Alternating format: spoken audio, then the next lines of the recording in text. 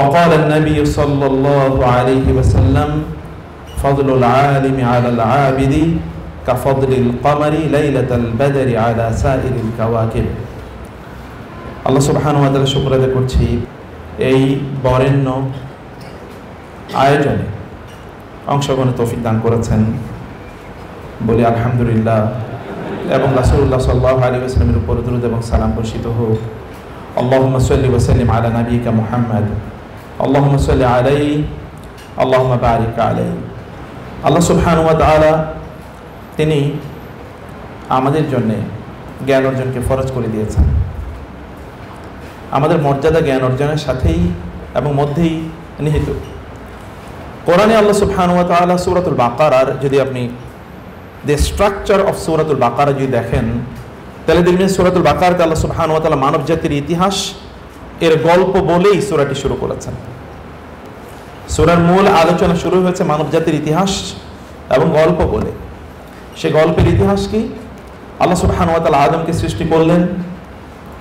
ওই যখন আল্লাহ তাআলা বললেন ক্বাল রাব্বুকা লিল মালাইকাতি ইন্নী জাইলুন ফিল আরদি খলিফা, তিনি এটি বলার পর এরপর এটা একটা নলেজ বেসড কমিউনিটি বা একটা নলেজ বেসড ক্রিয়েশন। আল্লাহ সুবহানাহু ওয়া তাআলা ফেরেশতারা যদি জানতে চাইলেন যে আতাজালু ফিহা মান ইউফসিদু ফিহা ওয়া ইয়াসফিকুদ দিমা, তিনি বলেন ইন্নী আ'লামু মা লা তা'লামুন ওয়া আল্লামা আদামা আল আসমা'a কুল্লাহা। The journey of knowledge has started with the creation of Adam alayhis salam. আদম আলাইহিস সালামের সৃষ্টির সাথে জ্ঞানের যাত্রা শুরু হলো, চলতেই থাকলো এই যাত্রা। কোন এক সময় সেই যাত্রাটি স্তমিত হয়ে পড়েছে এবং সেটি স্থিমিত হয়ে যাওয়ার আলোচনা আল্লাহ সুবহানাহু ওয়া তাআলা করেছেন। এটি মূসা আলাইহিস সালাতু ওয়াস সালাম এবং তার পরবর্তী প্রজন্মের আলোচনা করতে গিয়ে সেখানে আপনি দেখবেন যে বনী ইসরাইলের সংক্রান্ত আলোচনা সূরাতুল বাকারায় আদম আলাইহিস সালামের আলোচনা পরপরই বনী ইসরাইলের আলোচনা এসেছে এবং লম্বা আলোচনা বিস্তৃত জায়গা জুড়ে। এবং এখানে বনী ইসরাইলের নলেজের কথা জানানো হয়েছে। আল্লাহ তাআলা তাদেরকে তাওরাত প্রদান করেছেন। আর মূসা আলাইহিস সালাতু ওয়াস সালাম তো জ্ঞান কেবল বিতরণই করেননি, তিনি আবার জ্ঞান অর্জনও করেছেন। অতএব একাধারে শিক্ষক এবং একাধারে ছাত্রের গল্প এখানে আছে। কিন্তু এই নলেজ থেকে বিচ্যুত হয়ে পড়েছিল বনী ইসরাইল। অতঃপর আবার মানব জাতিকে back on the right track নিয়ে আসার জন্য আল্লাহ সুবহানাহু ওয়া তাআলা আরেকজনের কথা বললেন, তিনি হচ্ছেন ইব্রাহিম আলাইহিস সালাতু ওয়াস সালাম, এবং সেখানে নলেজের কথা আল্লাহ সুবহানাহু ওয়া তাআলা জানিয়ে দিলেন। এরপর আল্লাহ সুবহানাহু ওয়া তাআলা আরেকটি জাতি তৈরি করলেন। আদম আলাইহিস সালামের পরে একটা জাতি ডেভিয়েটেড হয়ে গেছে, আবার মানুষকে জ্ঞানের পথে নিয়ে আসার জন্য আল্লাহ তাআলা আবার পাঠালেন ইব্রাহিম আলাইহিস সালামকে। ইব্রাহিম আলাইহিস সালাম আসার পর ইব্রাহিমের তার দুটো শাখা ছিল, ইব্রাহিমের ডান এবং বামে। একদিকে তার এক সন্তান ইসহাককে জুড়ে একটি শাখা আর ইসমাইলকে জুড়ে আরেকটি শাখা। ইসহাকের শাখাটি যখন জ্ঞান থেকে বিচ্যুত হয়ে গেছে তখন ইসমাইলি শাখাকে আল্লাহ সুবহানাহু ওয়া তাআলা জ্ঞানের দায়িত্ব প্রদান করলেন, যারা আপনারা। এবং সেই আলোচনা পরবর্তীতে সূরাতুল বাকারার লাস্টের সকল আলোচনা কেবল এদেরকে নিয়ে কেন্দ্রীভূত।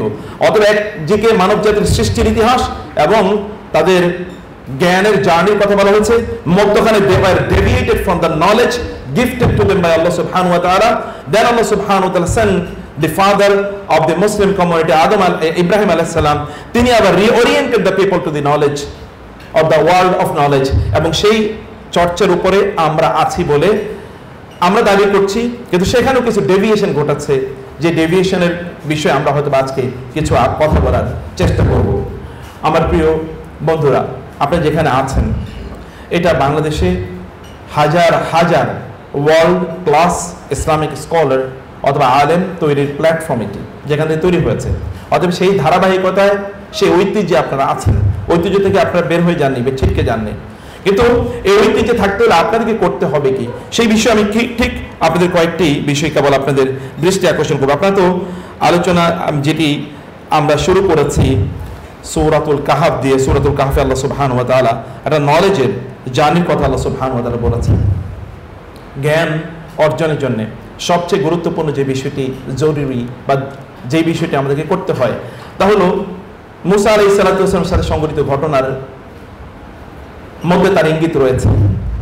মুসা আলাইহিস সালাতু ওয়াস সালাম সহিহুল বুখারী হাদিস অনুসারে তাকে প্রশ্ন করা হলো, মান আ'লামুন নাস, who is the most knowledgeable man in our time, আমাদের সময় সবচেয়ে জ্ঞানী কে? An obvious answer came out of his mouth. তিনি তো ঠিকই উত্তর দিয়েছেন, তা হলো আনা। কারণ নবী হওয়ার কারণে তিনি সবচেয়ে বেশি জ্ঞানী হবেন, লোকেরা তার কাছে ছুটে যাবে, তার জ্ঞান অনেক চেয়ে কম হলে তো আর তিনি নবী হতে পারবেন না।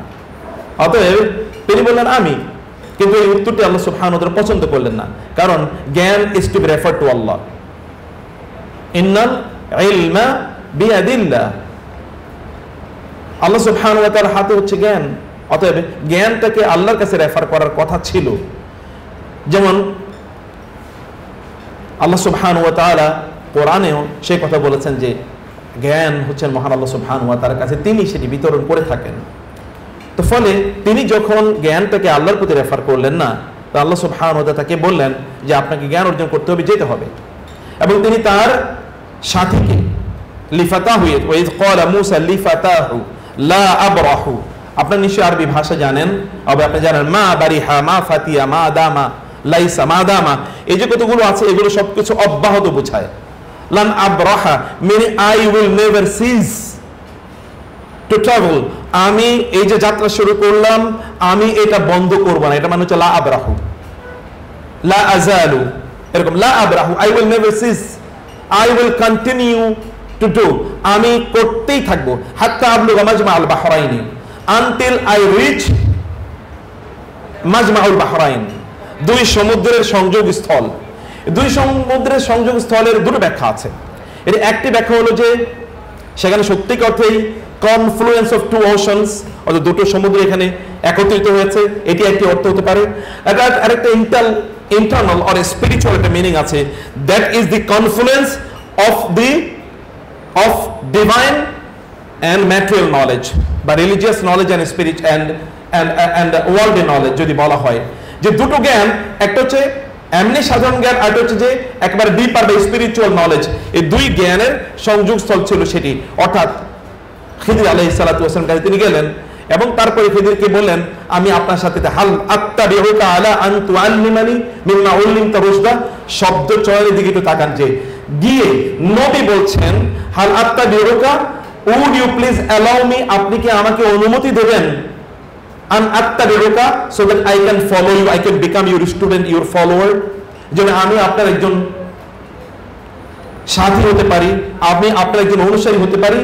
আলা আন তুআল্লিমানি মিম্মা উল্লিমতা Rushda, on the condition that you will give me the knowledge or you will teach me of the knowledge which has been gifted to you by Allah, আল্লাহ আপনাকে যে জ্ঞান দিয়েছেন তা থেকে আপনি আমাকে একটু জ্ঞান দেবেন, আমি এই শর্তে আমি আপনার সাথে থাকতে চাই।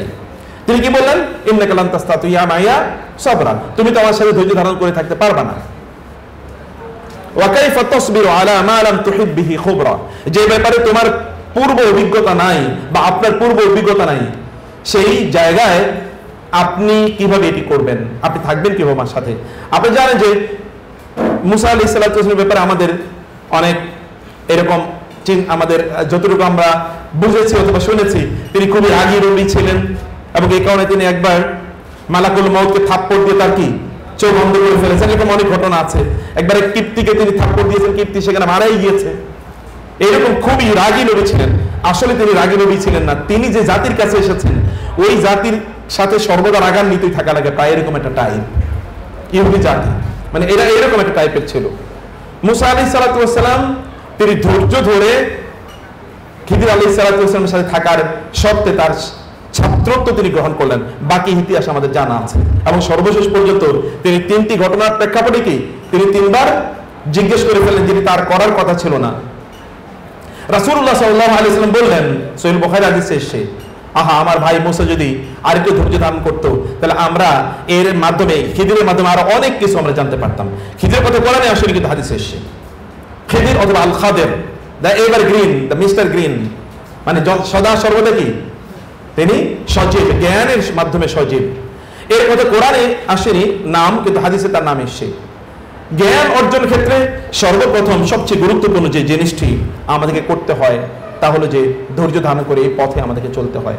আপনি যদি সত্যিকার অর্থে স্কলার হতে চান তাহলে আপনাকে তাই করতে হবে। বাকি বিন মুখাল্লাদ এর নাম কেবলমাত্র আপনাদেরকে বলি, বাকি বিন মুখাল্লাদ তিনি ছিলেন মূলত আন্দালুসিয়ার অধিবাসী। তিনি শুনলেন ইরাকে একজন বড় স্কলার আছে, তার নাম হচ্ছে আহমদ ইবনে হাম্বল, কিন্তু তিনি গরিব, সে আন্দালুসিয়া থেকে আহমদ ইবনে হাম্বলের কাছে ইরাকে আসার জন্য অনেকগুলো দেশ পার হয়ে আসতে হবে, এবং তিনি গরিব, তার কাছে তো টাকাও নাই। বাকি ইবনে মুখাল্লাদ তিনি চিন্তা করলেন, তাহলে let me start on my own feet, আমি পায়ে যাত্রা করা শুরু করব। আন্দালুসিয়া থেকে তিনি চলে আসলেন আল মাগরেবে, আল মাগরেব থেকে আল জাজায়েরে, আল জাজায়ের থেকে তিনি আসলেন তিউনিসিয়া, তিউনিসিয়া থেকে লিবিয়া, লিবিয়া থেকে মিসর, মিসর থেকে তিনি আসলেন ফিলিস্তিন, ফিলিস্তিন থেকে জর্ডান, এরপরে তিনি আসলেন হচ্ছে ইরাকে। সবগুলো জায়গা পায়ে হেঁটে এসেছেন। আসার পর তিনি শুনলেন যার কাছে তিনি জ্ঞান অর্জন করতে এসেছেন already is in prison, put in the prison, তাকে কারাগারে নিক্ষেপ করা হয়েছে। যে খলকুল কোরআন, তখনকার মুতাজিলাদের প্রেক্ষাপটে তাকে তিনি বলেছেন যে কোরআন মাখলুক না, কোরআন আল্লাহর সিফাত, তারা বলেছে কোরআন মাখলুক। এই দ্বন্দ্বে তাকে কারাগারে নিক্ষেপ করা হলো। 2 বছর পায়ে হেঁটে আসার পর শুনলেন যে তিনি যার কাছে এসেছেন তিনি অলরেডি কারাগারে। করবেন কি? উদ্ভ্রান্তের মধ্যে ঘুরে বেড়াচ্ছিলেন। কেউ কেউ বলে এখানে ইয়াহিয়া বিন মাঈন নামে একজন বিখ্যাত মুহাদ্দিস আছে, অর্থাৎ তার কাছে শেখ আছে, তার কাছে যান, তার কাছে আপনি জ্ঞান অর্জন করেন। তিনি চিন্তা করলেন আমি এসে কার কাছে জ্ঞান অর্জন করার জন্য, আর আমাকে কোথায় যেতে বলে। কিন্তু তারপর তিনি ভাবলেন ঠিক আছে সেখানে যাব।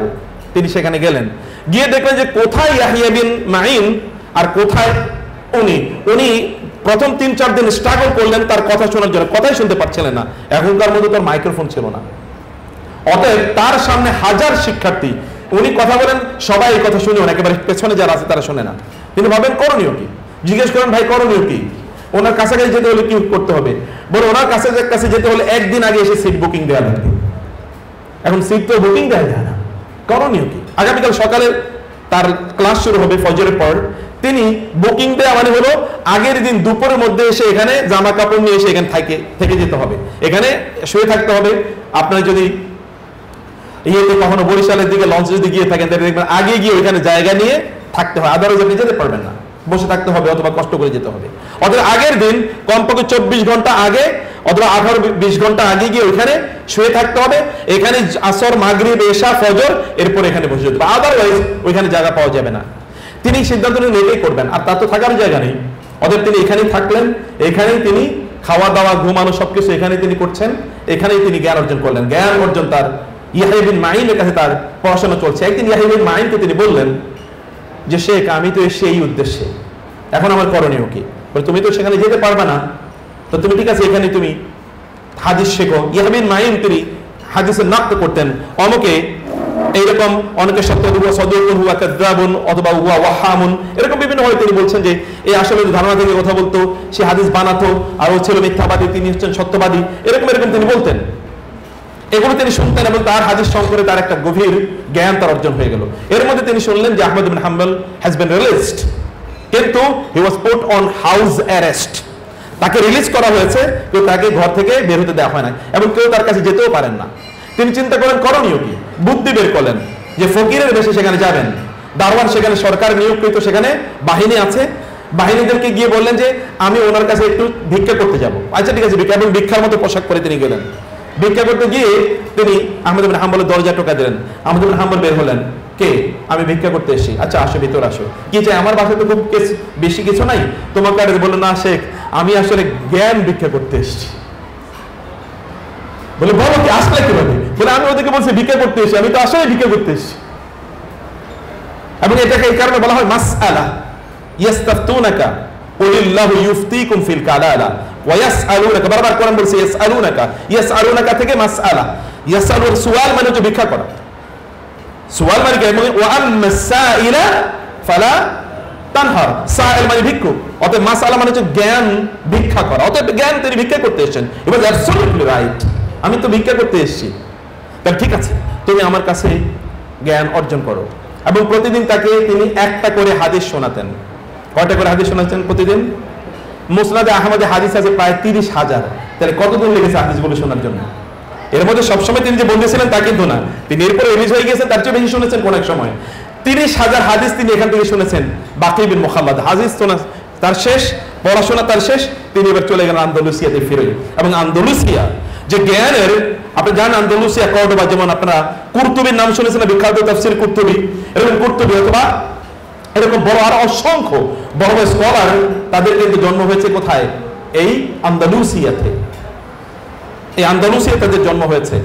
তারা এই যে কালচার অফ নলেজ সেখানে স্টার্ট করেছেন এই বাকি বিন মুখাল্লাদরা, it is because of the patience and the forbearance they have shown in order to achieve knowledge. জ্ঞান অর্জন করার জন্য তারা যে ধৈর্য ধারণ করেছেন। বাকি বিন মুখাল্লাদরা যদি না থাকতো তাহলে হয়তো মুসনাদ ইবনে হাম্বলের এত বিশাল বড় হাদিসের ভান্ডার হয়তো আমাদের কাছে পৌঁছতো না, তো তারা সেই কাজগুলো আমাদের জন্য করে গেছেন। এরকম আরো বহু ঘটনা আছে, আপনারা যদি জেনে থাকেন নিশ্চয় আপনারা জানেন। এবং আবু হানিফা রাহিমাহুল্লাহর ছাত্র আবু ইউসুফ রাহিমাহুল্লাহ অথবা মুহাম্মদ বিন হাসান আল শাইবানি রাহিমাহুল্লাহ, এদের কথা যদি চিন্তা করতে, জ্ঞান অর্জনের ক্ষেত্রে তাদের যে পরিমাণ ধৈর্য ছিল, এই ধৈর্য তাদেরকে এই জায়গায় নিয়ে এসে পৌঁছেছে। কিন্তু জ্ঞান অর্জনের জন্য আমাদের ধৈর্যের লেভেলটা কতটুকু চিন্তা করেন। আমাদের এখন সবচেয়ে বড় প্রবলেম হচ্ছে জ্ঞান অর্জনের ক্ষেত্রে কনসেন্ট্রেশনের অভাব। আমরা এখন প্রচন্ড ডিস্ট্রাক্টেড ওয়ার্ল্ডে বসবাস করি, এন্ড সামটাইমস আমি নিজেও কিন্তু খুবই অস্বস্তি ফিল করি যখন নামাজে দাঁড়াই, 1 মিনিটের নামাজে আমাদের মনোযোগ থাকে না। তাহলে how much distracted we are, আমরা কি পরিমাণ ডিস্ট্রাকশনের মধ্যে থাকি, ফোকাস আমাদের নাই, attention, lack of attention, lack of attention, অ্যাটেনশনের ভয়াবহ অভাব। আপনি একটা বই পড়তে বসেন তো দেখেন তো আপনি কতক্ষণ বইটা পড়তে পারবেন। আপনি ক্লাসে কনসেন্ট্রেশন ধরে রাখেন তো দেখেন তো কতক্ষণ কনসেন্ট্রেশন ধরে রাখা যাবে। এবং আপনি আলোচনায় শোনেন, দেখেন কতক্ষণ আপনি আলোচনা শুনতে পারছেন।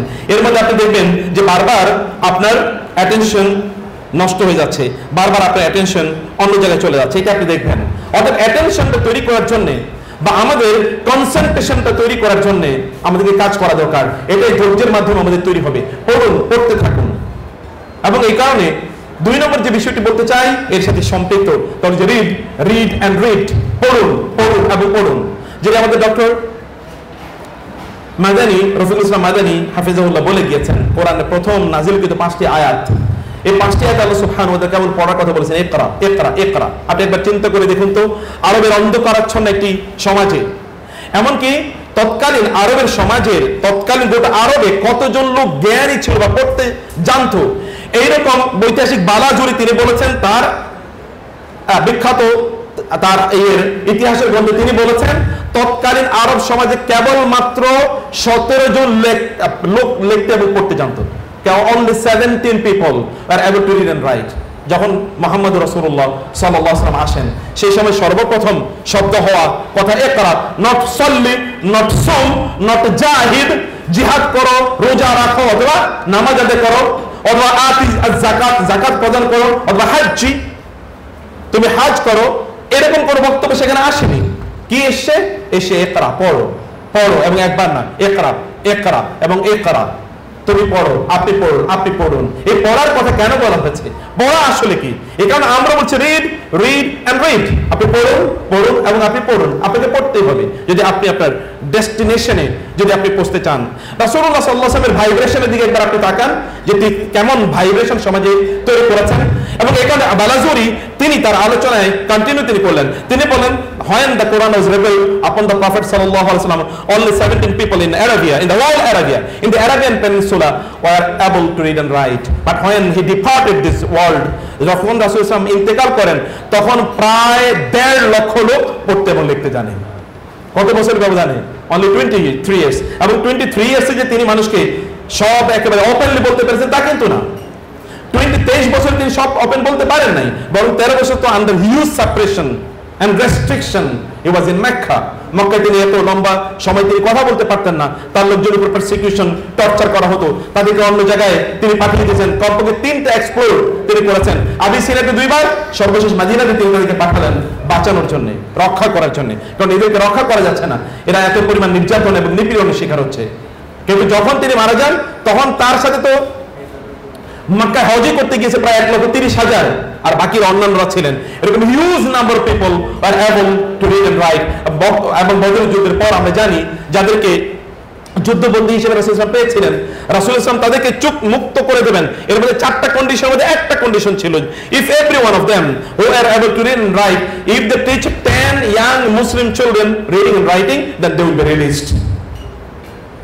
যে এদের মধ্যে যাদেরকে বন্দী করে রাখা হয়েছে, এরা কেউ যদি যারা লিখতে পড়তে জানে, প্রত্যেকে যদি 10 জন মুসলিম বালককে, বালিকাকে, বালককে মানে মুসলিম শিশুকে যদি লিখতে এবং পড়তে শেখান, তাহলে তাকে এটাই তার জন্য র্যানসাম, অর্থাৎ তার জন্য মুক্তিপণ হিসেবে গ্রহণ করা হবে এবং তাদেরকে মুক্তি করে দেয়া হলো। নলেজ এর প্রতি আল্লাহ রাসূল সাল্লাল্লাহু আলাইহি ওয়াসাল্লাম যে কথা বলেছেন, তিনি নলেজকে যেমনিভাবে অবারিত উন্মুক্ত করে দিয়েছেন, এটা আমরা এই সময়ে এসে উন্মুক্ত দেখতে পাই না। Even it is said that knowledge is the luxurious elite of the luxurious commodity of the elite, মানে একদল লোকের কেবলমাত্র জ্ঞান অর্জন করাটা কেবলমাত্র একদল লোকের, এটা তাদের অধিকার ছিল, অন্য সকল লোকেরা জ্ঞান অর্জন করতে পারতো না। এমনকি আমরা যে আমাদের ইন্ডিয়ান সাবকন্টিনেন্টে আমরা যে তথাকথিত আপনার সনাতনী, আসলে তো আমরা সনাতনী বলে স্বীকার করি না, মানে তথাকথিত সনাতনী বলতে যাদের কথা বলা হয় তাদের ধর্মগ্রন্থের কালেও দেখবেন যে সেখানে বলা হচ্ছে সকলে জ্ঞান অর্জন করতে পারবে না। এমনকি যারা আনটাচেবল শূদ্র যারা, তারা যদি কোনোদিন বলে যে আমি তোমার চেয়ে, তার উপর ক্লাসের কোন হিন্দুকে যদি বলে যে তোমার চেয়ে আমি বেশি জানি, তাহলে তার চোখ তুলে ফেলতে হবে, তার হাত ভেঙে দিতে হবে, অথবা তার ব্রেন ড্যামেজ করে দিতে হবে। অতএব এটি এমন একটা অবস্থা ছিল, কিন্তু রাসূল সাল্লাল্লাহু আলাইহি ওয়াসাল্লাম মেড ইট কম্পালসরি আপন এভরিওয়ান, তালাবুল ইলমি ফারিদাতুন আলা কুল্লি মুসলিম। এর মাধ্যমে রাসূল সাল্লাল্লাহু আলাইহি ওয়াসাল্লাম সবার উপর জ্ঞান অর্জনকে রাসূল সাল্লাল্লাহু আলাইহি ওয়াসাল্লাম ফরজ করে দিবেন। ফলে জ্ঞান এটাকে রাসূলুল্লাহ সাল্লাল্লাহু আলাইহি ওয়াসাল্লাম তিনি একদল লোকের থেকে, তাদের অধিকার থেকে, এটা কমন মানুষের দায়িত্বে তিনি নিয়ে আসলে যে জ্ঞান অর্জন করতে হয়। এবং এই কারণে আল্লাহ সুবহানাহু ওয়া তাআলা আমাদের উপর জ্ঞান অর্জনকে ফরজ করে দেওয়ার কারণে ফাআলাম, কোরআনে যেটা আল্লাহ তাআলা বলেছেন তুমি জেনে রাখো, এই জ্ঞান অর্জন করার কারণে মুসলমানদের জ্ঞান থেকে বিরত থাকা মুসলমানদের জন্য হারাম। মুসলমানদের জ্ঞান অর্জন করা ফরজ, মানে মূর্খতাকে মুসলমানের জন্য কোনো অবস্থা জায়েজ নেই। অতএব নলেজ ইজ ইউর প্রেরোগেটিভ, ইংরেজিতে বলে প্রেরোগেটিভ মানে হচ্ছে আপনার বাপ দাদার অধিকার। You have inherited this property from your forefathers. আমরা আমাদের পিতামাতার কাছ থেকে, পূর্বপুরুষদের কাছ থেকে উত্তরাধিকার সূত্রে জ্ঞান পেয়েছি। আদম আলাইহিস সালাম, ইব্রাহিম আলাইহিস সালাম, অতঃপর মুহাম্মদুর রাসূলুল্লাহ সাল্লাল্লাহু আলাইহি ওয়াসাল্লাম এর মাধ্যমে। মুসলিমদের জ্ঞানের মধ্যে ছিল আল মুতাফান্নিনুন, ভালো করে খেয়াল করবেন, আমি কয়েকটা পয়েন্ট কেবল আপনাদেরকে বলছি। আল মুতাফান্নিনুন ছিল মুসলমানরা, মুসলমানদের জ্ঞান কোনোদিনই এক কেন্দ্রিক ছিল না, তারা ছিল মাল্টি, অর্থাৎ ভার্সাটাইল নলেজের অধিকারী, এটাকে বলা আল মুতাফান্নিনুন। আপনি যদি মুসলিম স্কলারশিপ দিকে তাকান, তাহলে যেমন একাধারে তিনি বিশাল বড় যোদ্ধা, যেমন আব্দুল্লাহ ইবনে মুবারক, তার যুগে তিনি সবচেয়ে বড় ফকিহ, তার যুগে তিনি সবচেয়ে বড় মুহাদ্দিস, as well as he was the greatest warrior in his time, তার সময়ে তিনি ছিলেন সবচেয়ে বড় যোদ্ধা। কিভাবে? যুদ্ধের ময়দানে জানা গেল যে একজন ব্যক্তি তিনি তার মুখটাকে ঢেকে, কালো কাপড় দিয়ে মুখ ঢেকে এসে তিনি যুদ্ধে অংশগ্রহণ করেন, এবং যেই দিকে তিনি যান ওই দিকে শত্রুদের বহু মানে আপনার ছেদ করে তিনি সেদিকে একেবারে ধসিয়ে দেন। তারপর তিনি ফিরে আসেন, চলে যান, তাকে আর কেউ খুঁজে পায় না।